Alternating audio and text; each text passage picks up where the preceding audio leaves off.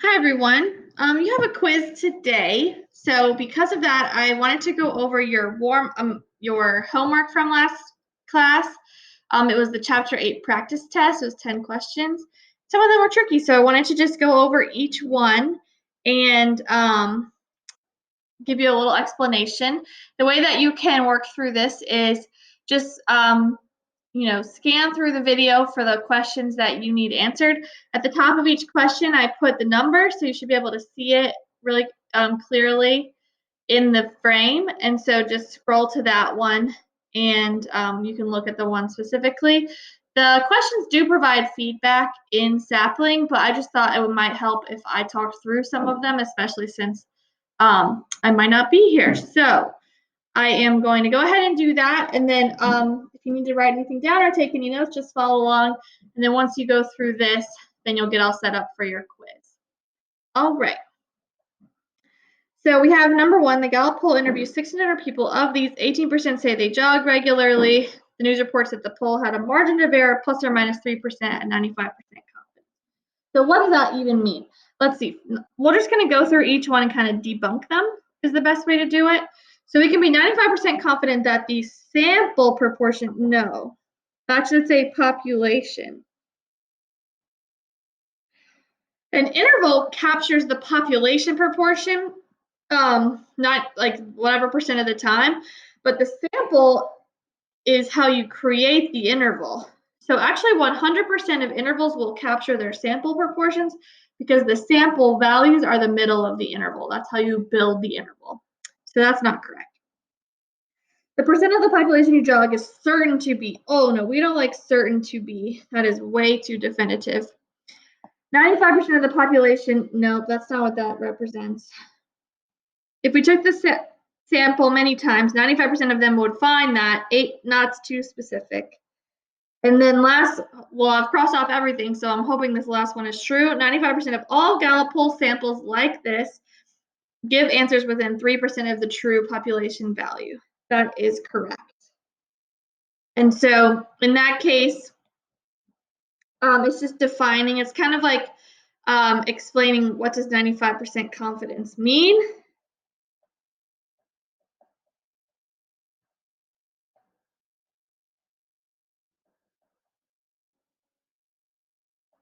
And remember, it's the capture rate of the parameter. And remember, parameter is, I want to highlight this, the true population value. Those are synonyms. Okay, so hopefully that was helpful. Number 2, a confidence interval goes from negative 0.77 to 0.013.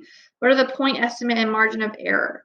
So this interval is in the form of A, comma, B. So we can write it like negative 0.77, comma, 0.013. And so the point estimate is the middle of that interval. And so to get it, we will do A plus B over 2. And so in this case, that would be negative 0.077 plus 0.013, and then cut that in half, and then we get negative 0.032. And the margin of error is the distance from the middle to either end, or it's half the length of the interval, so B minus A over 2. And so in this case, you got to be careful. We're doing 0.013 minus negative 0.077 over 2, and that gets us 0.045. And you should be able to take this and write point estimate plus or minus margin of error. And those should be interchangeable. I'll put a little back and forth. And so this should equal negative 0.032 plus or minus 0.045, and you could check it out to make sure you got the right answer that way. All right, let's look at number 3. In a random sample of 100 students, 37 regularly bring a reusable water bottle from home. Which of the following is the correct value interpretation of the standard error? So standard error, remember, let me just highlight this, is S of the sample proportion, so S of p hat, and it equals square root p hat 1 minus p hat over n. A reminder from your formula sheet that these are the standard errors right here. So there it is. And so they said 37 out of 100, and so in this case, that would be 0.37. 1 minus 0.37 is 0.63, and then over 100. And then that gets us 0.048. So if I'm choosing a right answer in a multiple choice, I can really ignore, that one and that one. Definitely not that. We can calculate it, so let's just cross that one off. And now we're just looking about the difference between these two. So in sample sizes from 100 from the school, they start the same. The sample portion of students who bring a reusable water bottle from home will be at most 0.048 or typically varies. So remember, standard error is like standard deviation. Standard error is just like standard deviation, so we do want it to say typically varies from the mean. And so that would be this one. Typically varies from the mean. In this case, the mean is the true proportion or the parameter. So we're going to circle that one. Circle it in blue. Okay, number 4. Many television viewers express doubts. All right, great. What's the smallest number of consumers time is surveyed to guarantee a margin of error of 0.05 or less at 99% confidence? Now, they never gave us the true proportion. So first of all, we want margin of error. That's going to be Z star times square root p hat 1 minus p hat over n. That's your margin of error. And then we want it to be less of 0.05 or less. So I'm going to put this in blue. And then our Z star for 99% is 2.576. I just have the most common ones memorized, so we use them so often. They never told us a P, so we have to use 0.5. That's the most conservative value. And then over N, which we don't know, we're solving. And remember, when I showed you this the first time, we had 3 steps. We're dividing, and then we're squaring, then we're dividing again, and then we are rounding up. So in this case, I'm going to do 0.05 divided by 2.576. I'm going to hit the squared button. I'm going to do the numerator, 0.5 times 0.5, over that answer, and I'm going to get 663.576. So I need to write n is at least 663.5. Oops, let's just go with 58. And then we round up 664. Now, if I'm looking at my choices, that's not an option, and so the next highest one is 700. If I chose 650 and I put that in the denominator, you can try it out. 2.576. You also get some stuff on these. 0.5 times 0.5 over 650. I get 0.05. That's too high. It needs to be 0.05 or less. So you can also guess and check on these with the formula and see which one you get for multiple choice.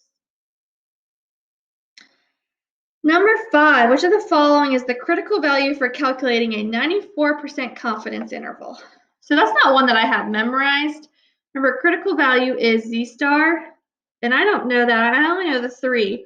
I know Z star for 90% is 1.645, 95% is 1.96, and 99% is 2.576. I've used those so frequently that I have them memorized. For this one, I would just want to draw a quick picture. And I put 0.94 in the center. And then I always just focus on the area to the left here. So there's 6% left over, which makes that 0.03 because there should be 0.03 in each tail. And then we hit second bars 3, inverse norm. This is the fastest way. You put your area is the left tail, so that will be 0.03. Then your mu is 0 and your sigma is 1 because these are z-scores. And then you absolute value that answer, always positive. So second bar is 3, 0.03, 0, 1. I get negative 1.881, but I'm going to round that, or I'm going to write it as the positive answer, 1.881. All right, let's look at number 6. Talk show host with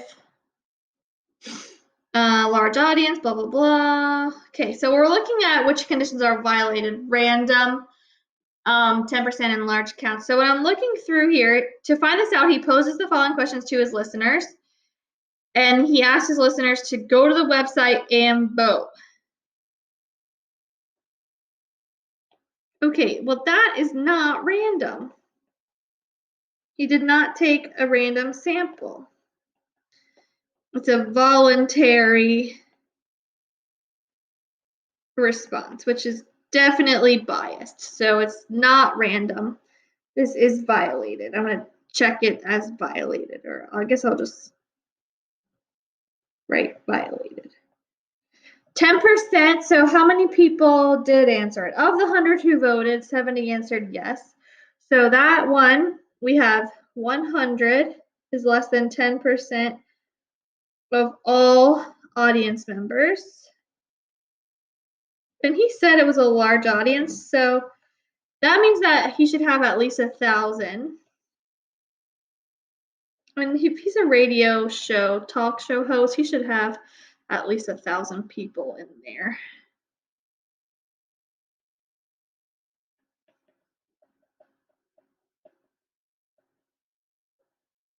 So I feel okay about that since it said a large audience.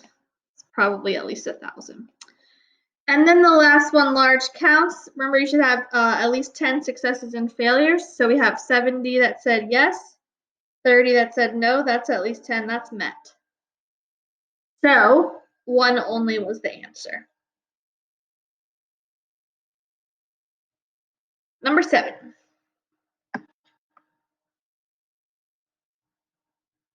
A marketing assistant for a technology firm plans to randomly select 1,000. Based on the survey, they'll construct 95% interval. The marketing manager, however, says the firm can only afford to survey 250 customers. How will this decrease in the sample size affect the margin of error and the confidence interval? So let's look at all these choices, true and false statements. The margin of error will be 4 times larger. So let's just think about it. So we're going from 1,000 to 250. So that is 1/4 the size. Remember, the formula is going to be 1.96 for 95% times the square root of p, which we don't know, so we'll use 0.5 times 1 minus p over n. So let's just check. That's going to be 1.96 times square root of 0.5. That's 0.5 over 1,000. So I got 0.031 for that. Let's try it with 250. We can just use 0.5 as just like a guessing because we don't know. So it's, it doesn't sway it either way. If you're going to pick something, just make sure you pick the same thing every time. Now we get 0.062. So actually, the margin of error is actually 2 times larger, not 4 times larger. So we're going to say that that one wasn't true. The margin of error will be about the same. Well, obviously that's not true. We just did it and it was half. The interval will be narrower. So if our margin of error did increase, first of all, we should already know that as n goes down, your MOE would go up. And so that would mean it's not narrower, it's larger. Interval. The margin of error will be about half as large. No, I got that it was double.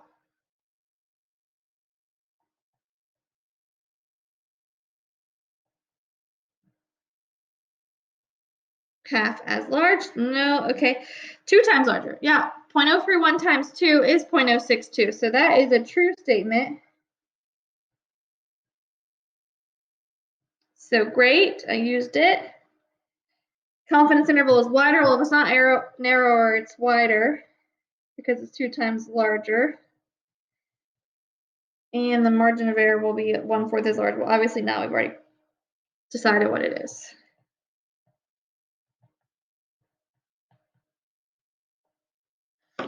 All right, so hopefully that was helpful. Here are my other two, so you can look back at it and see. Just pick some numbers to guess. They gave us the confidence. We can use 1.96, use 0.5 if you don't know. All right, number 8.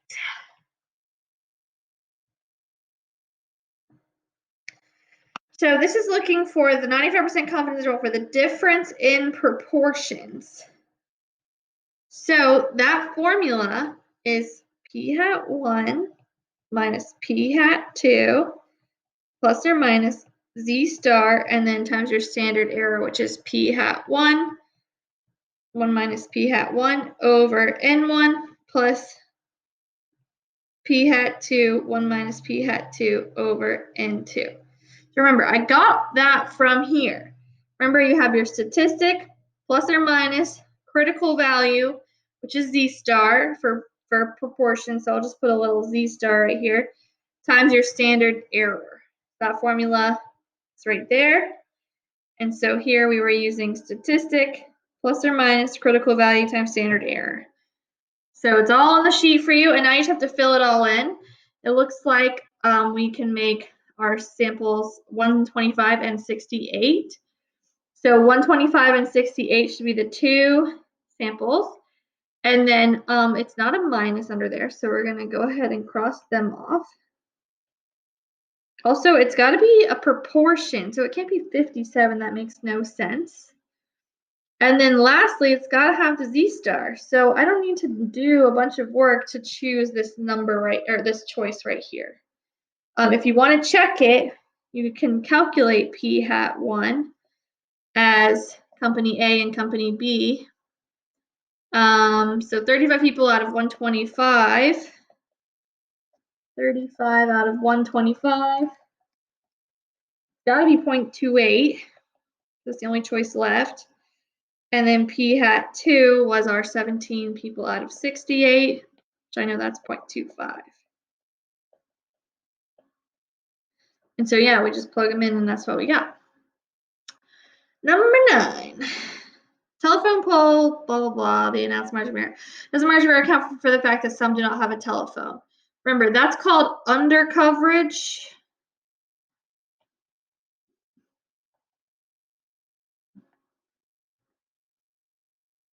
Remember, your margin of error equals critical value multiplied by standard error. Critical value is tied to the confidence level, and that alone. Standard error is has your p hat and your sample size. So no, it doesn't have anything in there. It only accounts for sampling variability or your confidence level itself. And so I'm looking at no, it's definitely not these yeses. And then doesn't account for any bias. So I'm just going to write that. Doesn't account.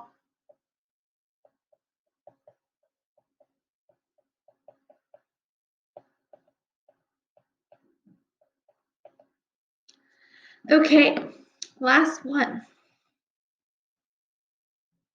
Okay, we have this interval, negative 0.154 to 0.138, and then which is the correct outcome. It looks like they're trying to say if there's evidence. So remember, if 0 is inside the interval for a difference, then there is no evidence of a difference. So look at this. See, our interval showing it's plausible that the game is proportion was less than the concert proportion. And it's also plausible that they're the same. 0 means they would be the same when you subtract. And it's also plausible that the concert was higher than the game, or the game was higher than the concert. Each one is plausible according to this interval. And so because the interval includes 0, the researcher cannot conclude.